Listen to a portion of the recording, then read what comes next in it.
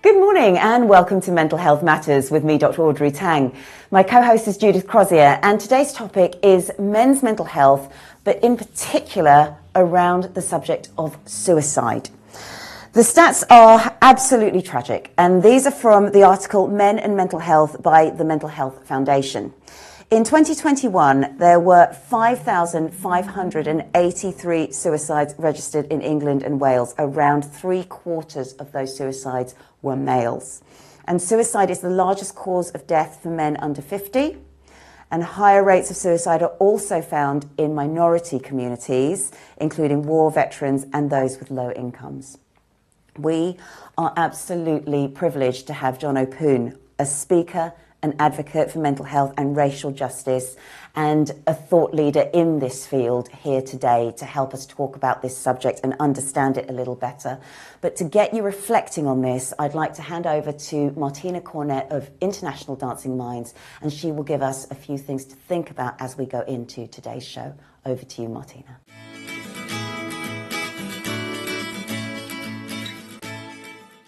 Hi everyone. In my world, in the dance industry, in high performance sports, or maybe also in entertainment industry, there are very unfortunate cases of suicide in recent times. It's the outside pressures, the social media, the expectation of supporters, fans or sponsors. Rising to fame fast can actually make it very hard to cope when you're not properly equipped and not everyone is famous forever, so there might be a time when things quiet down again. To actually cope with everything which goes and comes with being famous or a public figure can be quite challenging. As a professional dancer, sports scientist and mental health professional, I would always wish that everyone would take and make the time to really check in with yourself and discover possibly mindful techniques to keep your mind and your body in balance.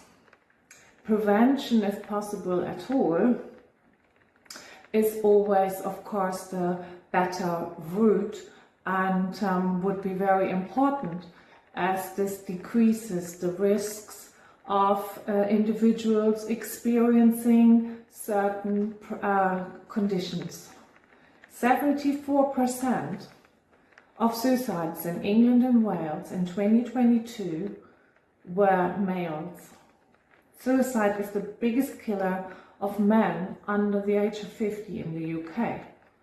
There is help out there, but we all have to be a little sensitive, and I'm definitely not saying we can prevent all suicides, very sadly, but with a certain sensitivity to our people we love and we have around us, we could possibly do more prevention.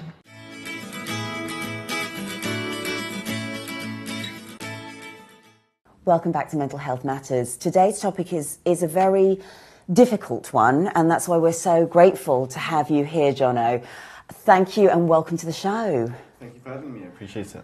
Oh, it's a real privilege for us because you're a speaker, you're an advocate for mental health, men's mental health in particular, and racial justice. That's a big thing for me. I think that's really important. But you also have your own story to share, which can inspire and motivate others.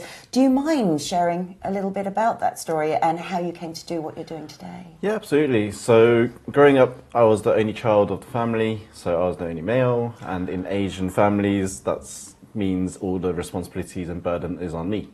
And also growing up, I was bullied a lot because I didn't really fit in. English wasn't my first language. I was speaking Chinese. So I wasn't able to communicate with a lot of the kids and a lot of the peer groups. Teachers didn't help. I was picked on a lot, bullied a lot, racism, all that. It was also the same time as when like Bruce Lee was on TV, Jackie Chan was on TV, Jet Li was on TV, and you get all those comparisons. Oh, you know, you must know martial arts. You must be really good at fighting. And then I get beaten up because I don't know how to fight and defend myself. I didn't have a voice. I wasn't able to express myself. And so growing up, I was lacking a lot of confidence, a lot of self-value, a lot of self-worth. I was like, parents didn't understand why I didn't enjoy school, even though I told them I was getting bullied and I was getting picked on. They went into school, spoke to teachers, but teachers were like, well, there's only so much surveillance and things they could do. Back then as well, in the 90s, there was no such thing as racism as big as it is today. So it was brushed off a lot of the time. So I wasn't heard, I wasn't... and that's where it all started. I started to have no confidence in myself. So I was very introverted. I was shy, lacked a lot of communication skills until I started to obviously learn English and then started picking up, fitting in again, trying to make friends. But then even then, I didn't really know how to make friends. I didn't have that skill. And I had a lot of fear in making friends because I was like, if I make friends, maybe they'll just backstab me or they'll pretend to be my friend and then take advantage of me or something else. And there was a lot of things that I just worried a lot. So I isolated myself a lot. I was lucky to grow up with a lot of my cousins, but even then, my parents worked in takeaways back then. So their hours were 5 p.m. till 12 a.m. And so I was dropped off to my cousins a lot after work, or when they go work, but after school. When I'm in school, it's 9 to 3, between 3 and 5, get home, they're still asleep because they're resting for the night. I didn't get to spend much time with my parents, so there was no connection. I didn't really have that bond and that love from my parents. So didn't really give me much examples of role models to follow through, other than my cousins. I was lucky to grow up with them. And they were all males as well. So it helped me have some sort of role models to look up to because they're a bit more ahead of the life journey than I was. So I was watching their journey and following kind of their examples in a way. And luckily we did have a few females as well, so it kind of balanced the energy and the learning between interactions. But even then, I was still very introverted and shy. I just didn't really get along with people until I started picking up martial arts. So the choices was going to Chinese school on Sundays or martial arts on Sundays. Me and my cousin went to Chinese school for about a month or two, a couple of months, and then got to the point where at the same time grown up cousins were also going to martial arts. So like, we're going to go kickboxing, do you want to come? And we're like, oh, go kickboxing or Chinese school. It's like, but we can't, we got Chinese school. It's like, what do we do? And there's like this dilemma between the two. And we were only like 12 and like 13 at that time, so we couldn't really make much decisions. Everything was getting funded by our parents. And look, you've got a choice here, kickboxing or Chinese school, we'll give you the choice. And we were like, kickboxing.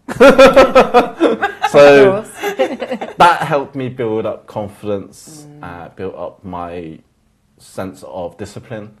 I was lucky to have a sifu that gave a lot of discipline and confidence in me. So when it came to being bullied at school, I was able to defend myself. And when I obviously step up for myself, they were willing to back down. And the funny story is that I'm actually more closer to those bullies' friends today than I was with the friends that tried to protect me in some ways, really which is weird, which is an odd dynamic because. And I did get, asked them. I was like, "How come you picked on me during school and stuff like that? And like, was it funny? What was it?" And they were like, "Well, because you was quiet, but we wanted you to get involved, but we didn't know how. And because we were kids, we didn't know what any better, and what actually bullying was. They were like, we tried to get you involved, so get you out of your shell." So almost provoked you. It was like a provocation. Wow. Like it's a different.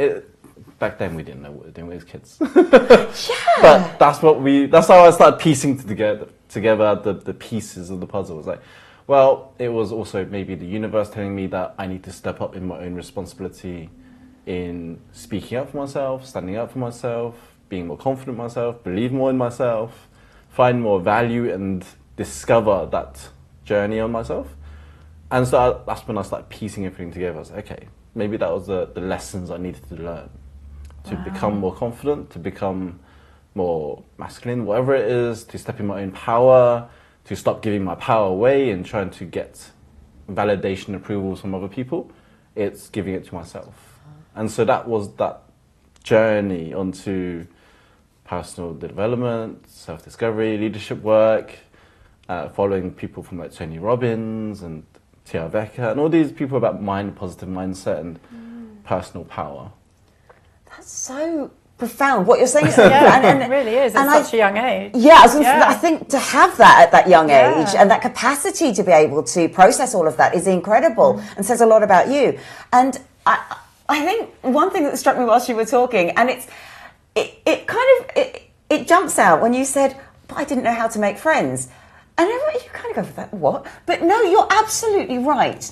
It's some people don't have coping skills. Some people don't have emotional release skills. Some people don't have the skills to make friends. And it is a skill, and we forget that. And I think what you do and the work that you do to remind people that actually these are things that we can learn, and it's not our fault we didn't learn them in the first place, is so important. And on that note, you, as I can see, the man cave, you are a huge advocate of this incredibly brilliant service.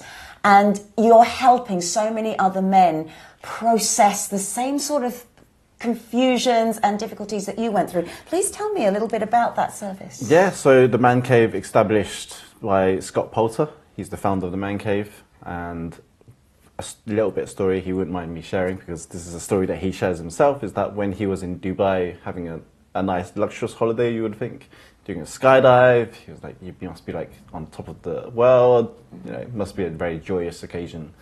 But in fact, he was very depressed at that time when he was jumping out of the plane, and he was like wondering what is going on, and I should be having a time of my life, I should be enjoying this, but instead he was like deep down depressed.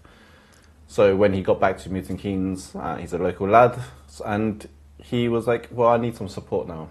And he reached out for support, but couldn't really find much help about mental health for men. So then he was like, you know what, I'll just create something myself. So he and a few friends of him got together, which started with like a table of 4 around this little table in the Amy building. Unfortunately, that's when they started.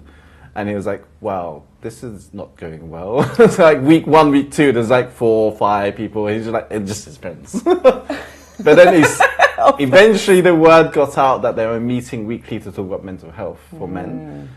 And then it grew and grew and grew from 4 people to now we started to see average of 60 men a week in Milton Keynes. Wow. Then we started to expand that to Bedford, to Northampton, to Bicester, and now we averagely see around 150 men a week across all sites. That's wonderful. That's that is incredible. And it's so important to have a space for men talking about mental health with other men. Because I know, being female, and I have to stop myself physically from doing this, whenever my husband will mention anything, I want to solve the problem, I want to help, and it's almost because I'm so delighted he said something, and that does not help. Yeah. Because men respond differently, don't they? Well, everyone's got different communication styles, and it's finding what works for you as well. And there's also different love languages as well. Yes. And that's one that you need to know about your partner, especially. And that's a lot of things that we didn't get taught about during kids. It's things that we learn when we grow older, or we pick up from podcasts or from books or from people going word of mouth and goes, oh, have you read this? Have you looked at that? And we don't understand when we're growing up. So when it comes to, again, learning new skills and learning new content and things that we aren't aware of, we're like, oh, that's uncomfortable. It's, you know, that's all. That might not be true, or you don't know how much it works. Essentially, so at the Man Cave, although we do speak a lot about the mental health, is reducing that stigma about getting support for mental health. But also the main mission is to reduce the male number of suicides, because we have that statistic that you mentioned. It's actually 14 men a day that take their own life every day. It is. And that is something that we address at every meeting across all caves, is that we take a moment's silence to pay our respects to these people that have taken their own lives or are suffering in silence. And that's before we start our meeting, just having that moment to recognize the importance of life and how grateful and appreciative that we are still here to do what we do and to keep moving forwards, because we do understand how challenging it could be as a man in today's world, trying to navigate family, work, just in general, everything, society pressures and everything that as a man should be doing. Yes, and should be doing. And Exactly. that's the stigma we're trying to help reduce. Is it's okay to reach out for help. It's okay to be vulnerable. It's okay to discuss your thoughts and your feelings and be okay with the emotions that you show. However, be accountable for the emotions you show as well, because as much emotions as you show, sometimes it could be overreactive, and there's consequences that you have to face because of the actions that you demonstrate during that. And sometimes it could be costly mistakes. Sometimes it's like you're angry, you're speeding, you get caught. You have to face the consequences for not dealing it better and regulate your emotions. And these are things that, again, we aren't taught about this during kids. This is, give us a break. But these are things that we are trying to emphasize and educate members of the cave. We try and bring in experts in to help us with things like yoga, things like meditation, cold breath work, ice baths, people who are experts in these fields to facilitate these. And so then it helps the guys, during these workshops is how can we regulate our own emotions better? And the conversation starts and that's there, when it hasn't starts. It's that self-discovery of taking that first step. But a lot of people, including myself, is, what if I tried that and it doesn't work? But then the question is, how long have you tried it for? Because some people go, oh yeah, I tried that once. It's like, well, once doesn't really solve the problem. It's an ongoing thing. It's a change of habits. It's a change of routines. It's things like including cold showers every day. And that's something that I had to build into my routine. It's not something that I enjoy, but it helps my anxiety, and I know how much it also helps with muscle recovery as well for a lot of my physical stuff that I do. Gym, kickboxing, mountain climbing. There's a lot of stress on the body that I also need to look after as well. And that there's a lot of wear and tear, but there's a lot of scientific reasons behind cold bath and cold showers and cold water therapy. And it's good that you're providing that opportunity to talk about this. We're keeping you with us, Jono, because there's so much to unpack, and we'll be back straight after this.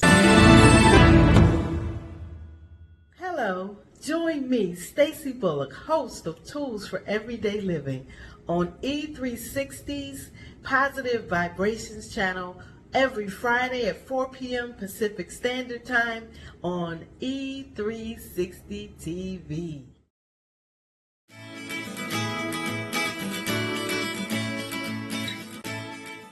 Welcome back to Mental Health Matters. Our topic today is men's mental health, and in particular the dialogue around male suicides, which we've been talking about with Jono Poon.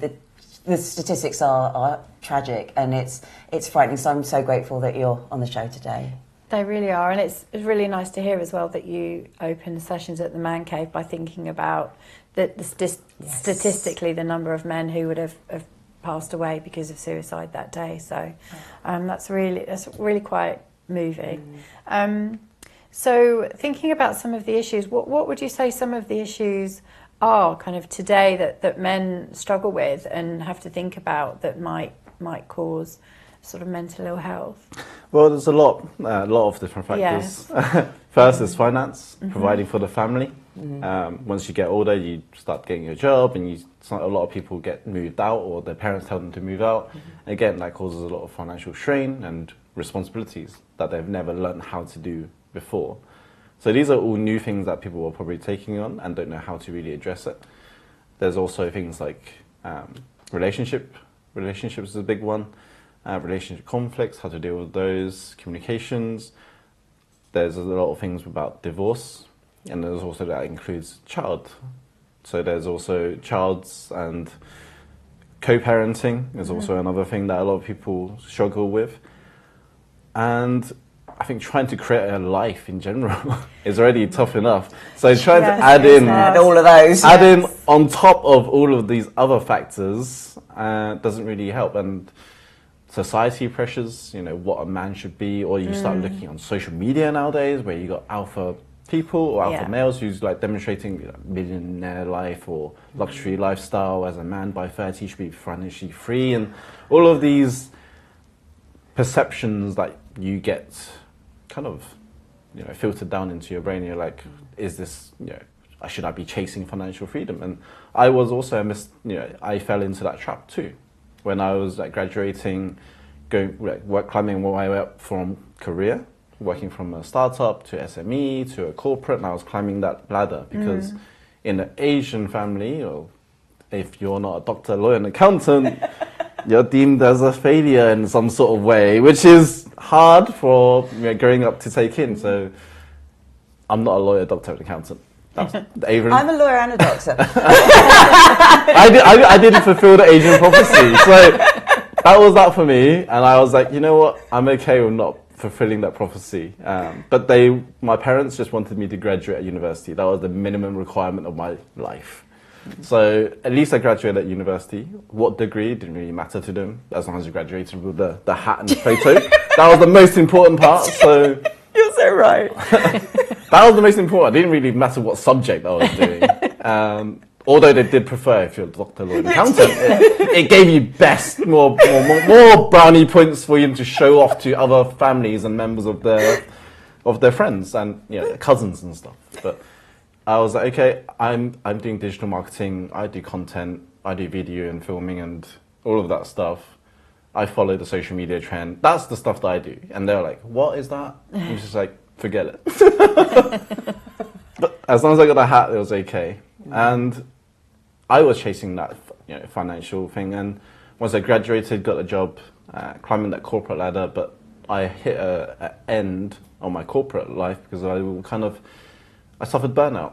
And I was working 16, 18-hour days because I was climbing that corporate ladder, and I was thinking, this is what climbing the ladder should be doing. Yes. And I was about 27 at the time, so I was like, oh, I've got 3 years before I become a millionaire and be financially free. And I was like, how am I doing this? I was like investing in property, getting the flashy cars and all of this stuff, and like the material stuff that I was trying to please and get approval from and validation from my parents. So as well as all the normal male things that you ought to be doing, you also had the cultural kind of feeding into that as well. So you kind of had a double whammy, really. Yeah. And I can see how the cultural impact of that would be worse for some people than others.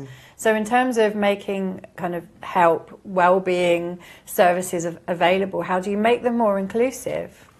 Well, I would say cultural inclusion is all down to how the organisation include recruiting more diverse staff. Yes. More languages spoken across as well. Yes. It also helps because growing up, I was the translator for my parents because they didn't really speak much English. So I was you learned English as a child and then had to translate for your parents. But I was dragged across different meetings and different appointments to help translate because they had no translators at hospital back then. And oftentimes they were like, yeah, you could be translator because they didn't have resources available back then. They probably have more nowadays than they did 20, 30 years ago, which is great. So they're starting to pick up on including more staff, diverse staff, translators and stuff. Also have been a great one. And I would say probably work with communities more because the communities find out what they need. Communities are always happy to tell you what they need, but also educating the staff what these type of cultures may need different things, and there's a lot of different cultural differences. Some that have to follow, some don't. Yes. And there's a lot of things that we have to kind of address and be careful of as well nowadays. And this leads me on to, actually I'm going to condense these two questions together because your work on racial justice, I think that is so essential. And a lot of that is where your public speaking, your advocacy, all of that comes into it. But how do you help somebody just be able to speak up when they notice something is wrong? It seems so straightforward, but it's really not. Well, in terms of expressing and asking for support, we see this in the race in our culture a lot and in our community. And I would say specifically COVID era, that time a lot of people don't like speaking about it, but this was a alarming rate for the Asian community because we had the highest discrimination, but also highest attacks as well and abuse during that time. Community was crying out for support and for help, but we didn't really get that. And you still see in today, even just now, I saw an article in Birmingham.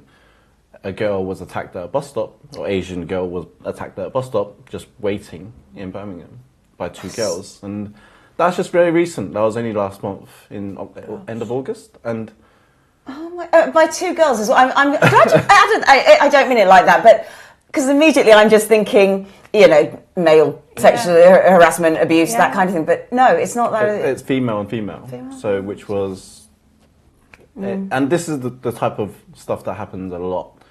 And we start to see a lot more of that, which is something we try and fight, trying to raise awareness of. And the organisation that I also help and work at is also Campaign Against Racism Group, which is CARG. And during that time, a lot of the work we had to do was combating the media. Things like in the media, in the news, a lot of the photos you'd see or the images, the thumbnail is all Asian people with masks.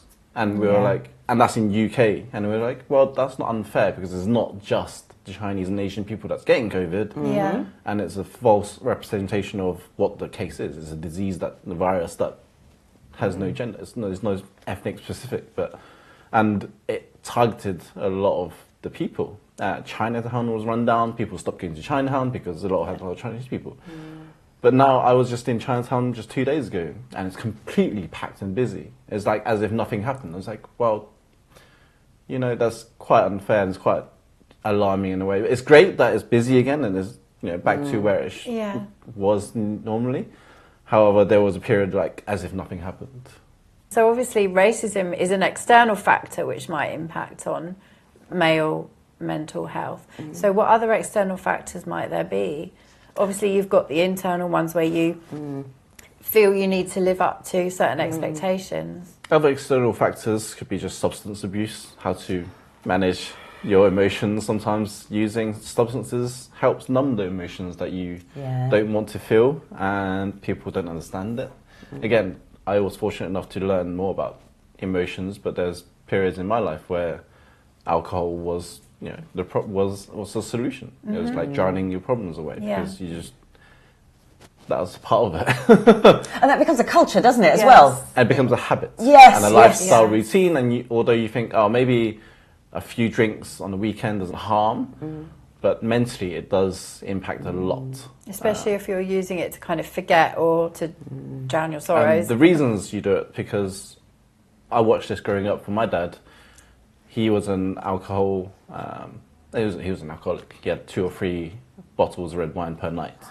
Wow. So I watched that, and it also is actually coming up to his 3 years of him passing, which is how I came to the man cave about bereavement. So when I came to the man cave, it was about bereavement. And my dad passed away nearly coming up to 3 years next month. And I watched him drown his sorrows at night by just drinking, and then waking up the next day as if nothing happened, which wasn't a great example for me, but it helped me navigate my life in saying health is more important than substance. So I focus a lot about my health now. I'm more health conscious about what I eat, what I do, and so you kind of have different perceptions and things you make up during that time. And external factors also, for me, was looking at financial stuff that you talk about. We talk about the material stuff, but a lot of things like children, co-parenting is also a tough one. A lot of people in my network, trying to pull from pillar to post between you can have the kids this day, you can't have the kids this day, and then it takes a toll on people's routines as well. In trying to work as well as looking after the kids, but also co-parent at the same time. and handling their own relationships with themselves or lifestyles that they're trying to create. So yeah, life factors really, but it's the pressure that you put on yourselves, I suppose. Men, because you're supposed to be coping and the head of the family, etc., etc. So I can see how that would be added extra pressure. And in terms of the space for boys to be boys, if you like, you've got the man cave, which is brilliant because there seems to be fewer places where men and boys can go just to be with other men and boys. So you've got scouts where girls are allowed in, for example. So is that another factor where there aren't that many places for men to go? Yeah, there's fewer places for men to go, and men in general, or at least I'm talking about myself, is we find it hard to make friends. Again, that's probably a growing up thing, but as you get older, your friends around your circle, they get older too, but they start families and you have less time together. So then making new friends or trying to find friends is already tricky enough. And having places to go is also, a lot of things are now equal. So finding men or boys only places is harder. Because it's almost frowned upon. Sorry to interrupt, but it's just sometimes it feels a bit, oh, well, men only... And I've never understood that. I mean, men-only clubs, now women are allowed in, but why? Because women can have their own spaces as well. Yeah, I don't agree that women should have the same accessibility to men's... All of men's things. All of men's spaces, because you do need to talk to just men if that's what you want to do. Yeah, absolutely, and which is why Scott, again, he created The Lodge, which is for the female version for mental health, for females in Milton Keynes. Right. Brilliant. And so, there's the man cave, but there's also the lodge for the females. And again, I'm not saying every organisation is doing the same thing, but these are things that people could think about creating. And it's essential to create different groups. There's a lot of things that boys would like to look up to for role models and mentors. Indirect mentors or indirect role models. It's essential for for boys to grow up with that. Growing up, I didn't really have that. Other than my cousins and maybe the people in martial arts, and it was like a different thing. But you have to find your own spaces in a way, and it's harder to come by nowadays. And although there's a lot of things like kickboxing, again, that's still, although that's for kids and cadets, that's still also something that's mixed. It could be mixed as well, so it's not really still, But scouts and things that you're talking about, again, something that they could talk about. Maybe the people on the board could talk about is having male or girl-only activities where they could still be, in the same group, but just have their activities for a couple of hours and separate that time and just give them that time and space to do their own things. Yeah, I think that's really important, actually. And going back to your school days where you said that your male peers were bullying you rather than befriending you because they didn't know how to. They wanted to, but they didn't really know how to. If they'd have known how to, then you would have had that boys-only space a lot younger, which might have been more helpful. Yeah, and again, it was a mixed school. So So, a lot of the friends that I had was mainly boys. Yeah. Although I had a few female friends as well, but again, we didn't know how to communicate and what communication in school and making friends were supposed to be like back then. You're doing so much to change that, and I think that's so commendable. It's so important because you've raised so many different areas and aspects of men's mental health that we don't often think about, and we need to think about more. One thing that we talk about a lot, but in a general context, is loneliness. And this is quite a big thing for men, because if you're saying as well, you didn't know how to make friends, we still struggle to make friends, it's almost worse, because I think with women, I think there is a natural instinct to socialise. Yes, I think so. I don't believe there is that natural instinct in men. So let's talk a little bit about loneliness and how it affects men and what we can do about it. Yeah, absolutely. So for loneliness in men in general, or at least for from my experience, from what I've experienced and seen myself, is not speaking up, not connecting with others, finding it hard to relate to others, but also isolation. You know, things that people with physical health. Some people have physical difficulties getting around. People have a lot of different ways that they're trying to cope. There's a lot of invisible illnesses that we don't see that people are coping with. So these are people who are suffering in silence. People don't speak up, people don't share or ask for support or ask for help. And it's something that I experienced recently was foot infection. It's like, oh, how severe could that be? But I wasn't asking for support. When my leg was completely swelling up, I was like, it's time to go to A&E, really, or the walk-in centre and get some antibiotics. But I was kind of suffering so I was like, oh yeah, this will be fine. You know, just pass over. This is a nail thing, isn't it? And I caught myself. I was like, what am I doing? Like, I need to go to walk-in centre right now. Even though it took like a few hours, but I got there in the end, got my antibiotics, got it sorted. I was like, what am I doing? Just not waiting and going, just it'll go away. Kind of thing. I'm just like, what am I doing? It's like, it didn't really, I caught myself on that one. And so when I speak to my other friends and who also struggle with loneliness, it's like, well, you know, sometimes they struggle to get about because of the physical disabilities and stuff like that. Sometimes they just struggle with having that energy and not sleeping enough, not resting enough, or eating not nutritional food and eating bad food. And there's a study that I think I've read somewhere where if you're in stressed or bad mood and you eat a lot of processed food, things like fast food and stuff, it actually makes you feel even worse. Yeah, exactly. Yeah, but and it was just like, yeah. and it's like, oh, okay, that's interesting. So when you're eating nutritional food, you know, you're topping your body, you're fueling with, see yourself as a car kind of thing. Like you're topping up with new oil. You have to keep it maintained and looked after and well gelled and MOT. You have to service kind of thing. Your body also needs a service now and then. I and love that. That's something that I also look at it. I struggled with that. Self-image is another one that with loneliness is. I used to be 130 kilograms, so I was very overweight for what I wanted to be. Yeah. And again, I was like, "Ooh, this doesn't look great," and I wasn't fitting into jeans, or I was not fitting into the old jeans that I used to wear. I was like when I was like 17. I was like, which your body and I was like. Ooh, I was like, well, I want to wear those jeans. These are my favourite jeans. Like, in a way, it was like, what? How can I get back to fitting them? And self-image for myself, I had struggled with that. So I did a few years where I just lost 30 or 40 kilos. And I got to the point where I was very, very skinny. I was just like, okay, this is definitely not the way to go. So then it was like, flip side, it was like, build more muscle back up and eat more regularly and not be as extreme.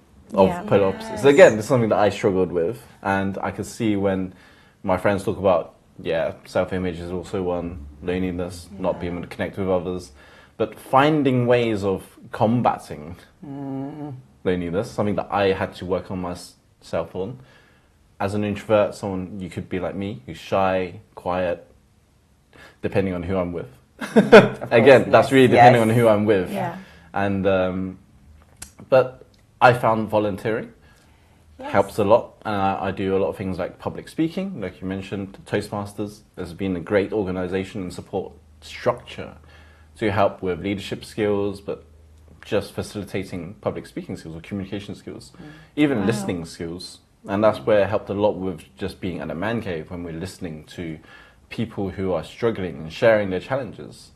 You pick up a lot about their body language and things that the unspoken things.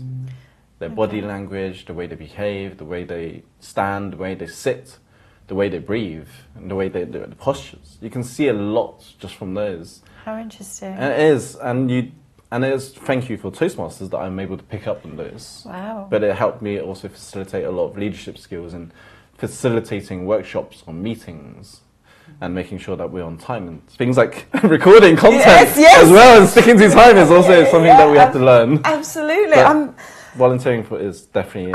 I think that's so helpful because we don't often think of volunteering as a way of actually building a lot of those soft skills, which they really are. But what I love about what you've brought up is how you've had to learn about the extremes that you tend to push your body to. And I think sometimes when we have these events and when we talk about these things, you feel, oh, once I got over that, I was fine. It's like, no, you can go along and then something will happen and you can relapse and things come back. And it's about maintaining that healthy life across the lifespan. It's the long game. And I think that's something which is important to talk about.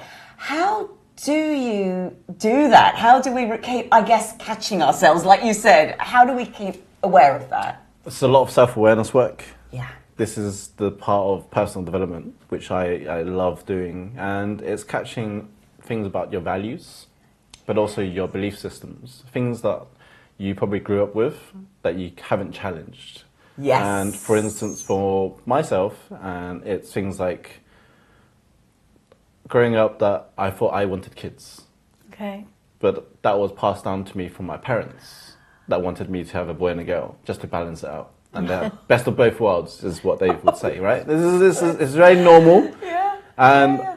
I was like, okay, cool. So I was like, when I had a conversation with my fiance, I was like, what would you like, a boy and a girl? And she's like, oh yeah, that sounds about right. And again, it was passed down. But until we sat down and had the honest conversation, it was like, do you actually want kids? I was like, no. And that's when we had to like, we really like, I was like, is this a no or is this a no? Or like, yes. You question, where does this come from? It's like, do we actually want kids? Or do I want kids? And I was like, deep down, I don't feel I have that capacity and level of leadership. And this is everyone's different. For myself, I don't feel like I have the capacity for kids. So other people, great, if that's what they want. And this is what, finding out what makes you. What's right for you. What's right for you. Yes. What's right for you. And what are your beliefs rather than the ones that are forced upon you. What is it that you love? Yeah. And I recognised that I didn't have the love for raising kids. So I didn't want kids. And maybe because I was growing up as the only child and a lot of what I'm experiencing right now, I don't want to force upon my kids, like what my parents are doing to me. And I feel it would be unfair to them. So that's why I think I'm creating a lot of negative association with not having kids. Okay. But there's also a lot of positive sides as well, or freedom that I value a lot more, as well as my own time, but things to do myself and not worry about another person to rely on me as much as there is already.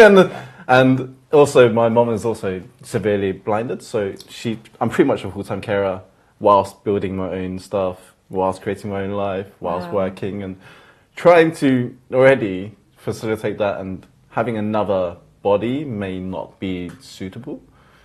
It'd be tricky at the moment. Absolutely. Yeah. And I think you make the right point there. It's got to be what's right for you in a relationship, you and your partner. Yeah. And it can be a deal breaker. But it's also challenging those beliefs that, am I good enough? Why am I not good enough? Like, where does this all come from? And am I enough? Like, well, yes, you are enough, but again, why are you questioning yourself? Where's the self-doubt come from?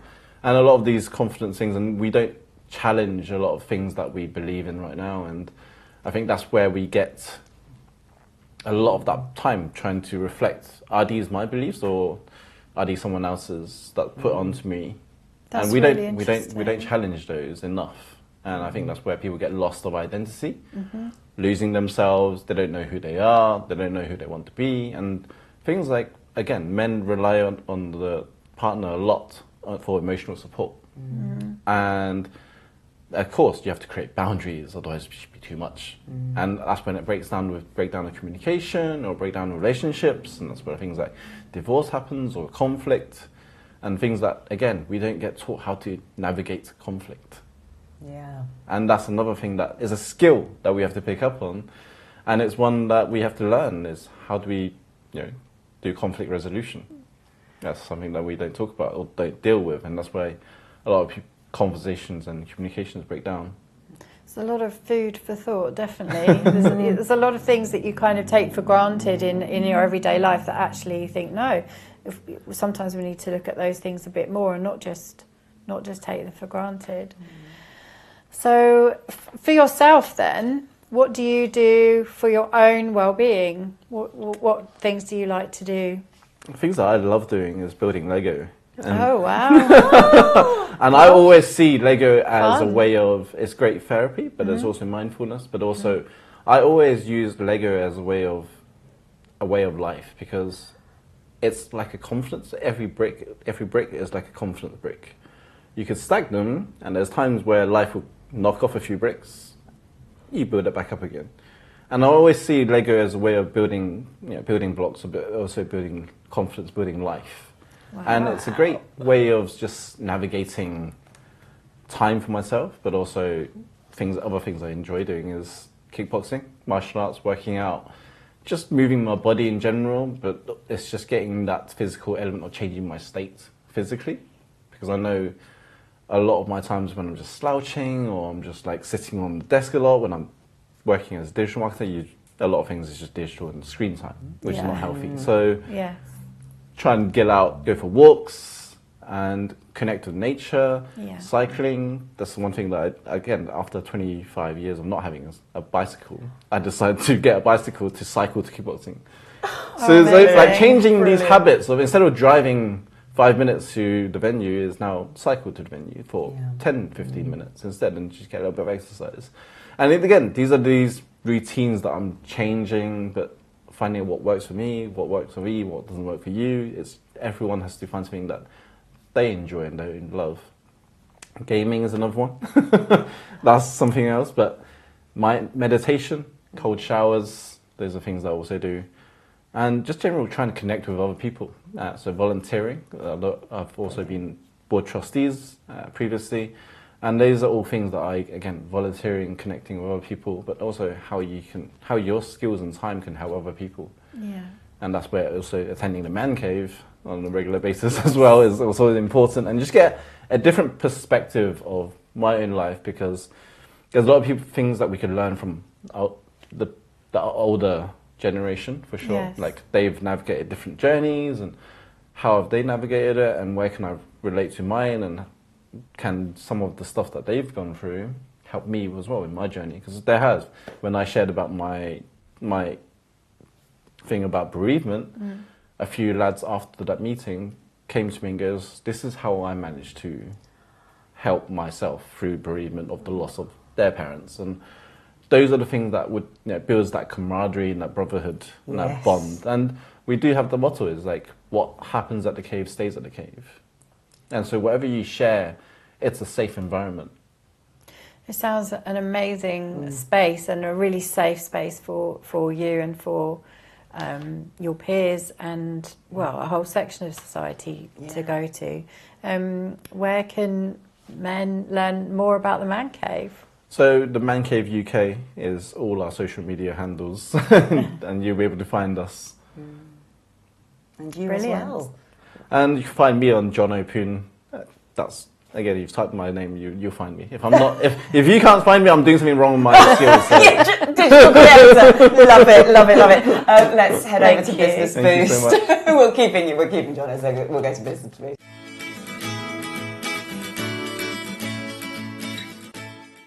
Today's Business Boost, I've been inspired by our guests to talk about love languages. And I know I've talked about these in the past, but I think it's worth a reminder, purely because they are a way or a preference that we like to communicate with others. But our preference may not be the same as our partners, our children, our friends, and so on. And recognizing that difference and recognizing what the other person needs can make a huge difference to communication. If you want to find out yours, go to Dr. Gary Chapman's website. It's called 5lovelanguages.com, and go and have a look there. But in brief, they are acts of service, words of affirmation, quality time, gifts, and physical touch or intimacy. Now, for somebody who likes acts of service, for example, that might be someone who, my husband's a good example, he will do my car for me, he will cook when we've got time to do that. But because I write books, I like words of affirmation. I do that quite a lot. But he doesn't say any of those things. It's a bit like my dad as well. He never said, I love you or anything like that. But my dad always made sure I was eating. He always fed me. It's an act of service. But not recognizing that difference means that you can sit there and think, well, this person's doing all of this for me, but they're not telling me you look beautiful, or this, you did this well, and so on. And even, bless him, when my husband tries it, it sounds really insincere because he's trying really hard. But conversely, if I don't recognise that, what then happens is he's doing all of this stuff for me and I'm not appreciating it. So there's a breakdown in communication. So what I ask you to all go and do is go and look at that website, go and see where you are. We're not that one all the time, and we may have a preference for 2 or 3. That's okay. But understand what your preferences are, understand what the important people in your life's preferences are, and see how you can negotiate and collaborate and make it work together.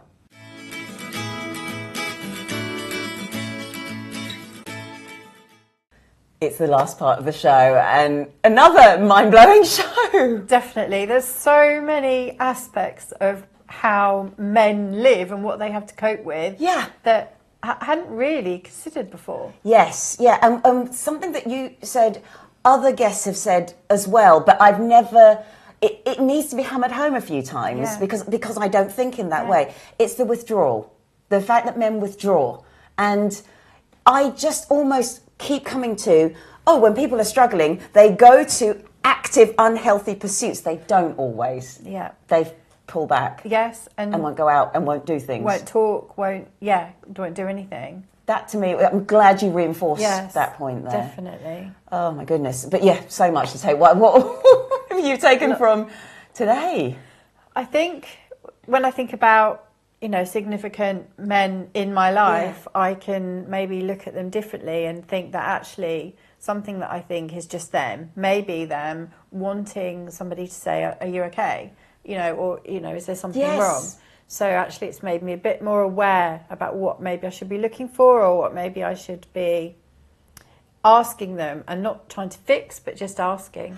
And it's that different interpretation. It's like what you said about, why were you bullying me? I didn't know how to ask you to join in. It's brilliant. It's just to think that and realise that somebody's actions may not be really what their intention is. Exactly, yeah. So we're going to hand it over to our guest to give us our top tips, because that's what we love learning from guests, and you've just been so enlightening. Thank you. So over to you, Jono, your top tips for mental health. My top tips, first is self-reflection. It's a different way of finding out what is it I value, what is it I love doing, what is it I love in general, and what is it I love in life. And those are things that we don't question ourselves. So that's my top tip. It's very different from everyone else. A lot of people say exercising, which is great. Exercising is also another one. I do promote being healthy and moving and active. So again, that's a very simple one, but also eating well as well, making sure you're having the right nutrition, cooked foods and not processed foods, and just having a balanced diet as well. A lot of green as well in your diet also helps. And number 3, I would say volunteer and take your time out to go and help others that are less fortunate than you are. Yeah. Those that can't give back to you are the best rewarding experiences. And I say that because when I first started doing volunteering, I helped people who were homeless. And it was one called Basket Brigade, and it was in London. And we would create Christmas hampers for food and stuff for the less fortunate families. That's one part. But also another person who were part of the crew also lived on the streets before. So he knew how hard it was to be on the streets. So he was like, I'm going to create another mini group to go and buy socks and toothbrush and water and general hygiene stuff and bags, goodie bags and help bags, support bags, care bags, whatever you want to call them, for the people and the homeless. And I joined in that for the first time, and we sat on the streets. It was raining, we just sat on the streets with the people who was homeless, give them the care bag, but sit down and speak to them. And find out, how did you end up here and what happened? And there were people who were like 16-year-olds. He was like, I got kicked out of the family. I was like, why? He was like, the parents didn't want me at home anymore because I was old enough to be working. But then not knowing that he didn't really have the skills to go work and had other things going on. There's a lot of people, a lot of things that we do experience, and that was just one story, one kid, and there's many others that they experience. But when you sit down and give back to people who can't give back to you, it's probably the most humbling experience ever. But it gives you more purpose and mission in life to live life and keep moving forwards. As much as life can be challenging, there's always a solution to every problem, and there's always something that we could do about it, and it's not end of the world, although it feels like it at times. Yeah. You know, sometimes it's like I'm just so deep and down in this tunnel that it's so dark I don't know where the light is. But there's always a light, and I experienced that previously in my journey. Burnout, physically, just laying in bed, dark thoughts. But I reached out to a friend, and luckily I did, otherwise I may not even be here. And that was how severe these thoughts can be, and these demons that we always talk about that we don't shine the light on. It's instead of fighting the demons, it's how do we dance with the demons. Wow. That's What a thought to finish on. That's amazing. beautiful. Thank you so much, Jono. It's been such a pleasure. To all of you viewers out there, have a very healthy week.